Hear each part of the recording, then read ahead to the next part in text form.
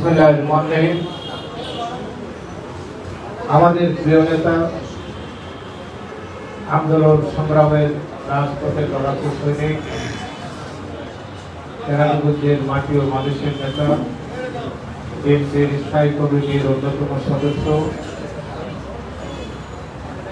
সাহসী যোদ্ধা বীর মুক্তিযোদ্ধা বাবু গৌরচন্দ্র রায়ের উপর নির্মমভাবে হত্যার ষড়যন্ত্রে 2018 সালের 25শে ডিসেম্বর যে নারকীয় তাণ্ডব চালিয়েছিল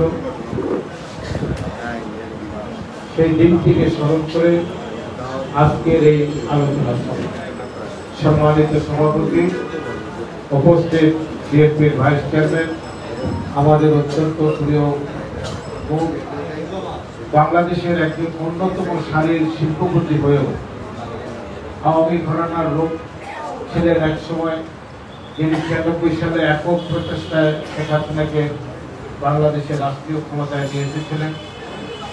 তারপরে উনি যখন দেখলেন এই সরকার রাষ্ট্রবিরোধী, জনগণের বিরুদ্ধে অবস্থান নিচ্ছে, নিজের বিবেকের তাড়নায় সেই আওয়ামী ঘরানার ত্যাগ করে এবং খালেদা জিয়ার কাছে এসে বিএনপিতে যোগ দিয়েছেন এবং রাজপথে আন্দোলনে আছেন। এত ক্ষতি কোনো ব্যক্তি, কোনো ব্যবসায়ী প্রতিষ্ঠানে হয়নি শেখ হাসিনা ওখান থেকে ক্ষতি দিলেন। শুধু বেগম জিয়া যমুনা রিসোর্টে আসা যাওয়ার সময় খাওয়া দাওয়া করেছেন এবং সেখানে অবস্থান গ্রহণ করেছেন, সেই কারণে 99 বছরের 1250 বিঘার ওনার রিসোর্ট কয়েকশো কোটি টাকার 1000 কোটি টাকা অধিক সম্পত্তি 24 ঘন্টার নোটিশে সেটা লিস্ট ক্যান্সেল করে সেনাবাহিনীকে দিয়ে দিল।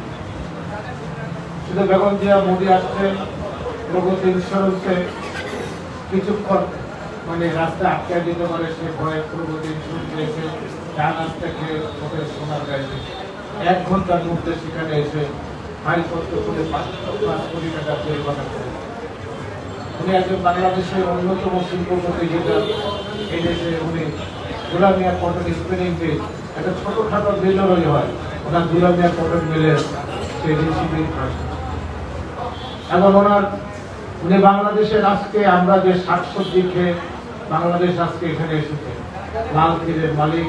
এটা না হলে বাংলাদেশের শাকসবজির আজকে 80% বীজ ওনার বালতির থেকে আসে।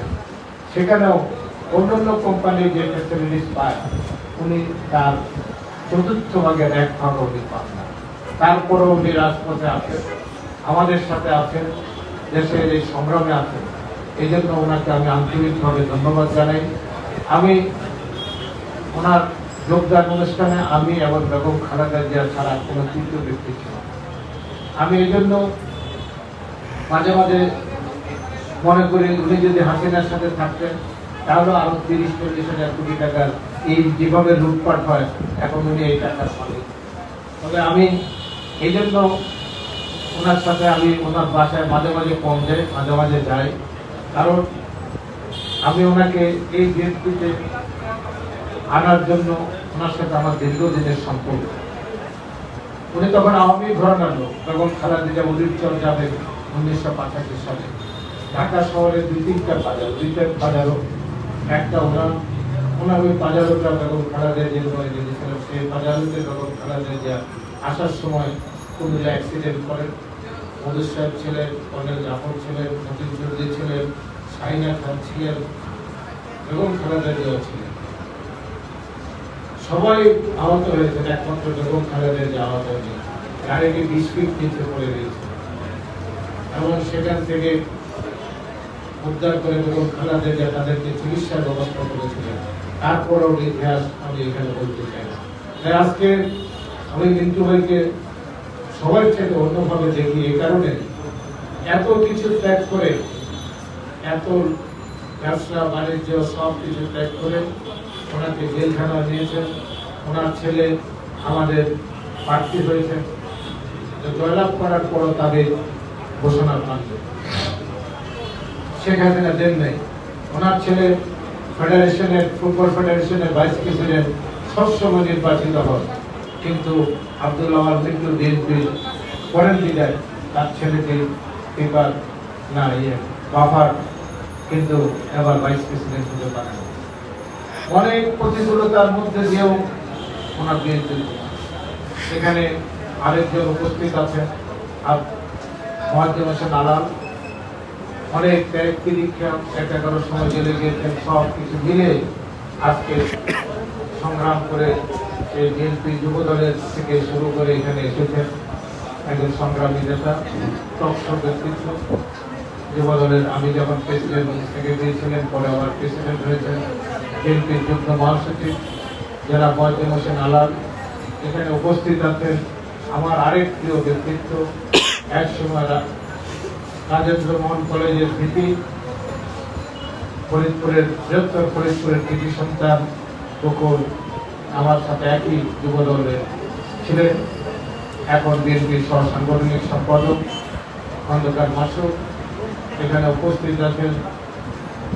বিএনপির সহ দপ্তর সম্পাদক ছাত্র দলের দপ্তর সম্পাদকের দায়িত্ব পালন করেছেন জনাব আব্দুল সাত্তার পাটোয়ারি, অত্যন্ত দক্ষ রাজনীতিবিদ সংগঠক।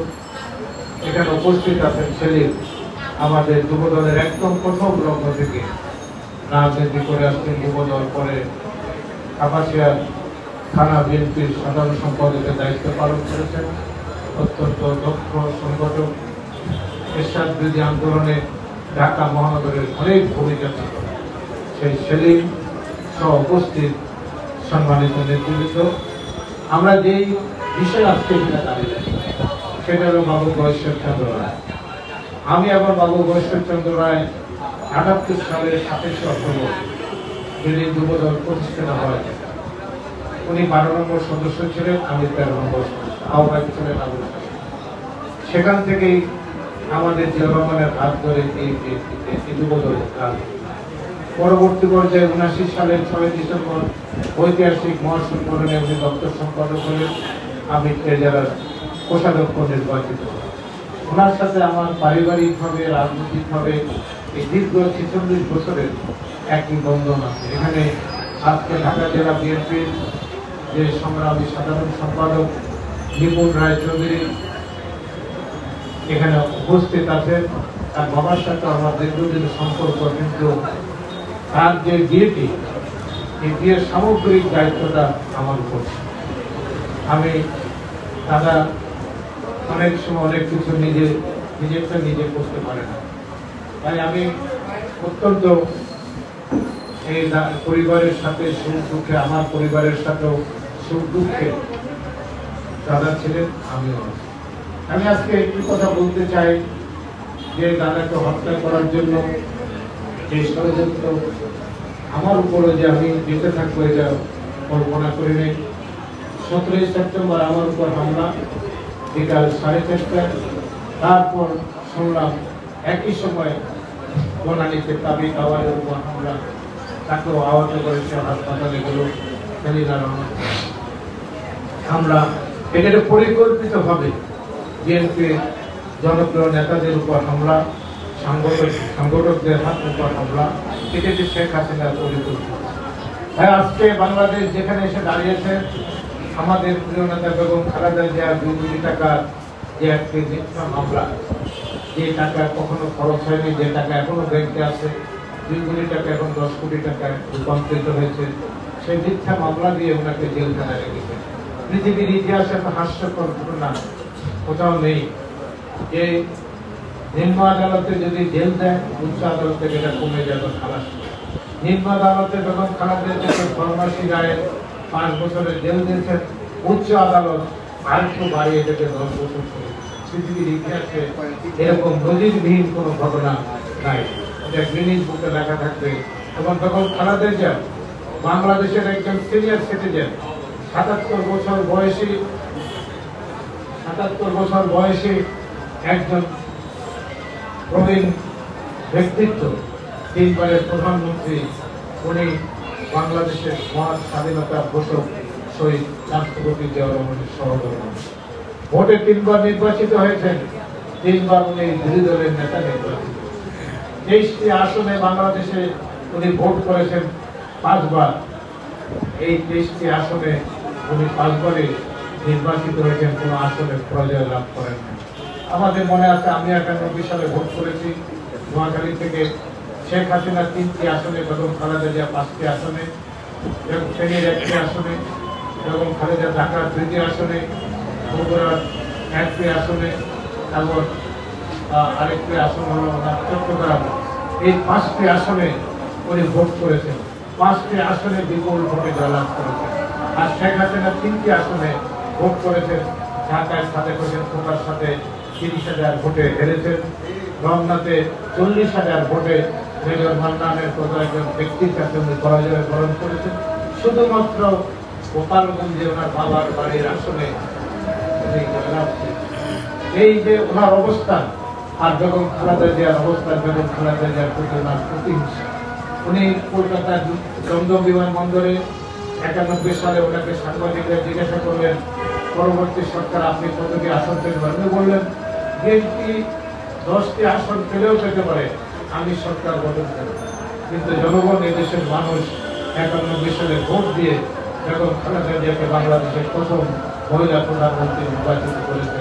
আর হাসিনা কয়টি আসন পেয়েছে সেটা আপনারা। তাই আজকে আমরা বলতে চাই, এই জনপ্রিয়তাই হলো বেগম খালেদা জিয়া দেশের জন্য আপোষ করে। 11 সময় বেগম খালেদা জিয়া আপোষ করেন নাই। উনি তখন বলেছেন, দেশের বাইরে আমার কোনো ঠিকানা নেই, এদেশের মাটিতে আমি জন্মগ্রহণ করেছি, এদেশের ভালো বাতাসে আমি বড় হয়েছি, আমার বিদেশে আমার বন্ধু থাকতে পারে কোনো কোনো নেই, আমার মৃত্যু হবে এদেশে, আমি এদেশের মাটিতে আমি সবাই। এই যে বেগম খালেদা জিয়ার এই কথাটি, এই বাস্তবতা, দেশপ্রেম, এই হলো ওনার জন্য কাজ। যারা দেশের স্বার্থ দিকিয়ে দিচ্ছেন, যারা দেশকে রক্ষা করেন, আরেকটি দেশের পণ্যের বাজার নয়, শুধু পণ্যের দেশের আজকে নজরদারিতে, খবরদারিতে রাষ্ট্র পরিচালিত হচ্ছে। এটি যদি বেগম খালেদা জিয়া স্বীকার করতেন, আজীবন উনি তোলা করতে থাকতেন, ওনাকে জেলখানায় থাকতে হতো না, আজকে তারেক রহমানকে বিদেশে থাকতে হতো না। তাই আজকে বিএনপি তিনি কে প্রতিষ্ঠা করেছেন? বিএনপি প্রতিষ্ঠা করেছেন শহীদ রাষ্ট্রপতি জিয়াউর রহমান। উনি 1971 সালের 25শে মার্চ কালো রাত্রিতে যখন পাক হানাদার বাহিনী নিরস্ত্র মানুষকে নির্বিচারে হত্যা করে, তখন এই দেশে যারা মানুষের স্বাধীনতা স্বাধিকারের স্বপ্ন দেখালেন, যারা মানুষকে মুক্তির কথা বলেছেন, ওনারা আত্মসমর্পণ করলেন আর বাকিরা আত্মগোপন করলেন।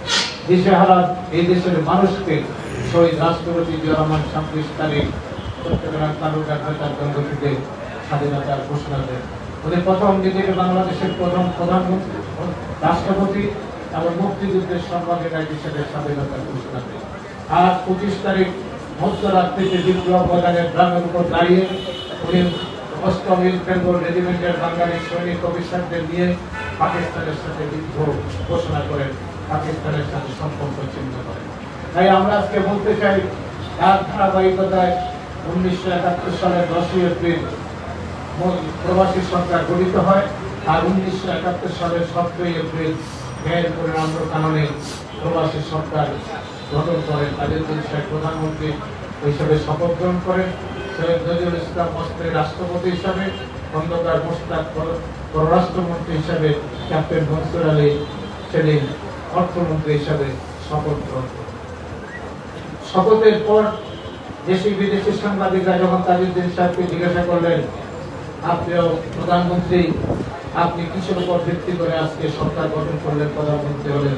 উনি উত্তর দিয়েছেন, যেন আপনারা শোনেন নাই, 26 তারিখ চট্টগ্রাম নেতার কেন্দ্র থেকে আমাদের তরুণ মেজর জিয়াউর রহমান যে স্বাধীনতার ঘোষণা দিয়েছেন, সেই ঘোষণার ধারাবাহিকতায় আজকে প্রবাসী সরকার গঠিত হলো, আমি প্রধানমন্ত্রী হিসেবে শপথ গ্রহণ করেছি।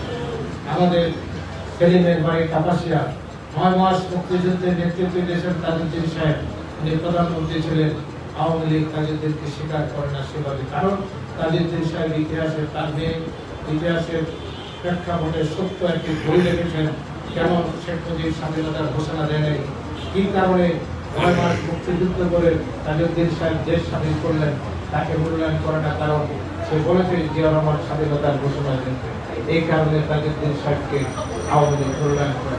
তাই আজকে আমরা বলতে চাই, এই দলটি গঠন করেছেন একজন স্বাধীনতার ঘোষক শহীদ রাষ্ট্রপতি জিয়াউর রহমান।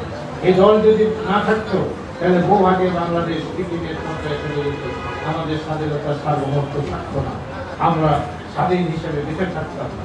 তাই আজকে আমাদের দল নেতৃত্ব দিচ্ছেন। আপনি যদি আজকে কেন এত আক্রোশ জিয়া পরিবারের উপর, সেটা একটি মাত্র কারণে জিয়া রহমান শাহাদাত বরণ করার পর নিজেরা হাত ধরেছেন বেগম খালেদা জিয়া আবার বাংলাদেশের রাষ্ট্রীয় ক্ষমতায় নিয়ে এসেছেন বিএনপিকে। বেগম খালেদা জিয়ার পর এই দলের নেতৃত্বকে, এটা আমরা সবাই জানি, সবাই আজকে আমাদের প্রিয় নেতা তারেক রহমান। কিন্তু আপনি যদি আওয়ামী লীগের কোনো নেতা কর্মীকে জিজ্ঞাসা করেন যে শেখ হাসিনার পরে আওয়ামী লীগের নেতৃত্বকে নেবেন, কেউ বলতে পারবে না। কারণ সজীব ওয়াজেদ জয় বিয়ে করেছেন, ইউজি থাকেন আমেরিকাতে, যুক্তরাজ্যের পার্লামেন্টের মেম্বার, সেখানে একজন ইউজিকে বিয়ে করেছেন। আর রেহানার ছেলে কবি, সেও ইউজি বিয়ে করছেন, সেও থাকে লন্ডনে। এই পরিবারের কেউ তো বাংলাদেশের নারীর সাথে তাদের এখন কোনো সম্পর্ক, তাদের অর্থবিত্ত বাড়িঘর সবকিছু মার্কিন যুক্তরাষ্ট্রের যুক্তরাজ্যে, অতএব তাদের উত্তরাধিকারী কিন্তু কেউ নেই। আপনার গতকাল যে সম্মেলন হলো, সেই সম্মেলনেও তারা বুঝতে পারলো না যে আগামী দিনে আওয়ামী লীগের শেখ হাসিনার পরে কে। তবে একটি কথা আজকে আমি একটা নির্দ্বিধায় বলতে পারি, কালকে আওয়ামী লীগের সম্মেলন আমরা দেখলাম আইজিপি যাচ্ছেন হাজার হাজার পুলিশ নিয়ে, কিভাবে এটাকে দেওয়া হয়, মানে ওনাদের নিরাপত্তা দেওয়া হয়। র্যাবের প্রধান গিয়েছেন, পুলিশ কমিশনার গিয়েছেন, মনে হচ্ছে যুদ্ধক্ষেত্র। সেখানে তারা সমস্ত ঢাকা শহরের অর্ধেক বন্ধ করে দিয়ে কাউন্সিল করেছে। সে কাউন্সিলের একটি রায় এসেছে, সে রায়টি হলো আজকে সকল পত্রিকার লিড নিউজ। শেখ হাসিনা বলেছেন এদেশের মানুষকে ভোট, যারা ভোট চুরি করে তাদেরকে পছন্দ করে না। কাউন্সিলের রায় এসেছে, কাউন্সিল থেকে আওয়ামী লীগ একটি সত্য ঘটনা বাংলাদেশের মানুষের সামনে নিয়ে এসেছেন, এদেশের মানুষ ভোট চোরদের পছন্দ করে না। অতএব শেখ হাসিনা 1918 সালের 29 ডিসেম্বরের ভোট রাতের বেলা 29 তারিখে করে নিজেকে ভোট চোর হিসেবে বাংলাদেশে নিজের স্বীকৃতি দিয়েছেন। সেই স্বীকৃতি আওয়ামী লীগের কাউন্সিল থেকে শেখ হাসিনাকে বিদায় ঘন্টা পাঠিয়ে দিয়েছেন এদেশের মানুষ।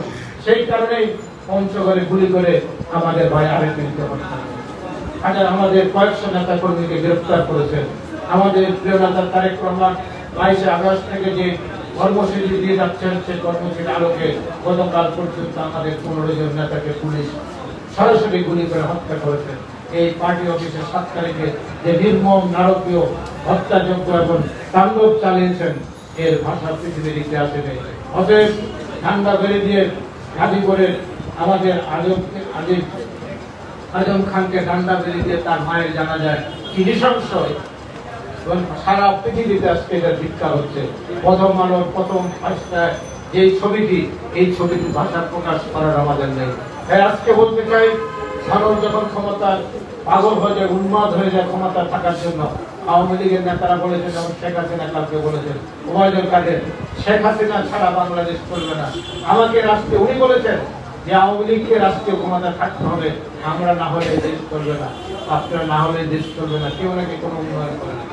আজকে এত নির্লজ্জ মিথ্যাবাদী আওয়ামী লীগ নির্বিচারে মিথ্যা কথা বলতে পারে, মনে হয় যেন মিথ্যা কথা তার এটা একটি এর মতো, মানে সহজ সরল ভাবে অনাবৈধ ভাবে উনি মিথ্যা করে যাচ্ছেন। এদেশের মানুষকে এত বোকা ভাবেন, কোনো মানুষ বোকা নয়। সেই কারণেই গতকালও প্রায় বাংলাদেশের সমস্ত জেলায় লক্ষ লক্ষ মানুষ আজকে আমাদের আলাল যশোর গিয়েছেন, সেখানে হাজার হাজার লক্ষ মানুষ, কিন্তু ভাই কিশোরগঞ্জ গিয়েছেন, সেখানেও হাজার হাজার মানুষ প্রতিবাদ সমাবেশে এসেছেন। তাই আমার রংপুর যাওয়ার কথা ছিল, কিন্তু রংপুরের পৌরসভা সিটি কর্পোরেশনের ভোট এরপরে যাবো, আমার রংপুরের দায়িত্ব ছিল, সেটা আমরা পোস্টপোন করেছি। আগামী 30 তারিখ আপনারা ঢাকায় গণসমাবেশের সবাই যোগদান করবেন। পরিশেষে আমি দাদা গণমিছিলে আপনাদের সবাই আমরা থাকবো। এই গণমিছিল থেকে পরবর্তী কর্মসূচি ঘোষণা হবে, এই সরকারের বিদায় ঘন্টা কিভাবে বাজানো হবে। সরকারকে দিতেই হবে, এই সরকারের আয়ু আর বেশি দিন নেই। 2023 সালের বেগম খালেদা জিয়া এবং তারেক রহমানের দেশ নির্দেশে এই দেশ আগামী 2023 সালে ইনশাআল্লাহ আমরা এবং খালেদা জিয়াকে মুক্ত করতে পারবো। তারেক রহমানও আমাদের 2023 সালে লন্ডন থেকে বাংলাদেশে ফিরে আসবে। আগামী দিনে সমস্ত রাজনৈতিক দলগুলোকে নিয়ে আমরা যে মোর্চা গঠন করব, যে যুগপৎ আন্দোলন হবে, যে আন্দোলনের মাধ্যমে একটি নিরপেক্ষ নির্দলীয় সরকারের দাবি আমরা ইনশাআল্লাহ আদায় করব। শেখ হাসিনাকে রাষ্ট্রীয় ক্ষমতায় রেখে বাংলাদেশে কোনো ভোট হবে না, হতে দেওয়া হবে না। নির্দলীয় নিরপেক্ষ সরকার আর এই জাতীয় নির্বাচন কমিশন দিয়ে বাংলাদেশে কোনো ভোট হবে না। একটি সবার কাছে গ্রহণযোগ্য নির্বাচন কমিশন হবে, নির্দলীয় নিরপেক্ষ সরকার হবে, এদেশের মানুষ ভোট দিয়ে একটি ভোট হবে, একটি পার্লামেন্ট হবে। সেই পার্লামেন্টে ছোট বড় সকল দলকে নিয়ে আমাদের নেতা তারেক রহমান তার 10 দফা এবং 27 দফার মধ্যে এই রাষ্ট্রকে মেরামত করা যে কর্মসূচি উনি দিয়েছেন, ইনশাআল্লাহ এই রাষ্ট্র মেরামত উনি বলেছেন রাষ্ট্র